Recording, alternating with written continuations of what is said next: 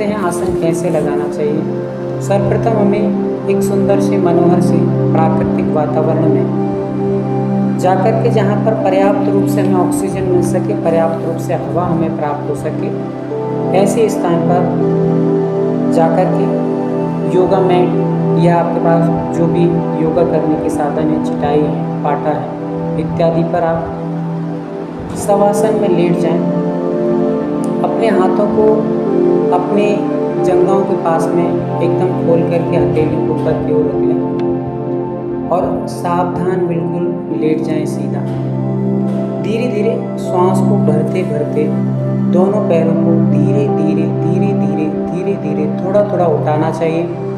उठाते उठाते हमें 90 डिग्री का कोण बना लेना है और 90 डिग्री के कोण बनाने के पश्चात जो प्रथम बार पहली बार इस आसन का अभ्यास कर रहे हैं उनको 90 डिग्री के कोण के पश्चात अपने कमर से हाथ लगा करके और फिर कमर का सपोर्ट हाथों से लेकर के धीरे धीरे अपनी कमर को हाथों के माध्यम से ऊपर उठाते जाएं और दोनों पैरों को उठाते उठाते उठाते उठाते पूर्णतः अपने आकाश के ओर दोनों पैरों को कर लें और प्रयास करें कि इतना सीधा कर लें पैरों को कि हमारी जो टोड़ी है, दाढ़ी है, वह हमारे कंठ से जाकर के लग जाए और एकदम पूरा सीधा शरीर हो जाए।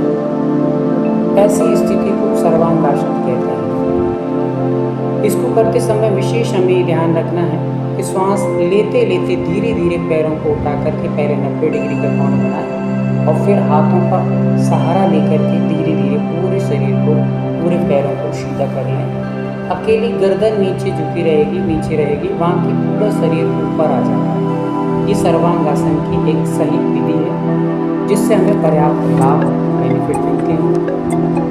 अब हमें ये ध्यान में रखना है कि उस आसन को लगाने के पश्चात हम श्वास लें या छोड़ें तो हमें हल्की हल्की श्वास लेते जाना है और छोड़ते जाना है, ना रोक करके रखना है और ना हमें ले करके छोड़ करके रखना है। किसी भी प्रकार से कार्य नहीं करना है, हल्की हल्की श्वास लेते भी रहें, छोड़ते रहें, सामान्य स्थिति में रहें। उसके पश्चात जब हम रिटर्न वापस आएँ तो हमें जिस गति से हम धीरे धीरे गए थे उसी प्रकार से हमें कमर पर हाथ लगा करके दोनों पैरों को धीरे धीरे धीरे धीरे लाते हुए 90 डिग्री का कोण बनाएं और फिर धीरे धीरे जिस स्थिति में हमने 90 डिग्री का कोण बनाया था उसको धीरे धीरे शनि शनि नीचे की ओर लाएं और जमीन पर दोनों पैरों को लगा करके शवासन में लेट जाएं। विशेष सावधानी हमें यहाँ बरतना है कि यदि आप इस आसन को करते समय बहुत जल्दी में करते हैं, पैरों को जल्दी से उठाते हैं, जल्दी सीधे कर लेते हैं और जल्दी से आप मोड़ देते हैं, कभी कभी कई लोग सीधे पैरों को पटक देते हैं ज़मीन पर, धीरे धीरे नहीं लाते हैं, एकदम से पटक देते हैं, झटके के साथ उठना, झटके के साथ लेट जाना। ये हमारे कमर दर्द के लिए, हमारे शोल्डर पेन के लिए, गर्दन में झटका लग सकता है, हाथों में कहीं भी किसी प्रकार के झटके लग सकते हैं। तो हमें ये सारी चीज़ों को विशेष फोकस ध्यान में रखते हुए धीरे धीरे करना है और धीरे धीरे उसी स्थिति में वापस लेकर के आसन को शवासन में परिवर्तित कर लेना है। इसी से हमें पर्याप्त लाभ हो सकेगा, ये हमें विशेष ध्यान में रखना। ये अधिक लाभकारी, बहुत लाभकारी आसन है स्टूडेंटों के लिए बुद्धि को विकास करने की। आगे हमने प्रारंभ में सारी चीज़ों को समझ लिया है। इस आसन को करने के पश्चात तत्पश्चात ही शीघ्र ही दूसरा आसन लगाया जाता है।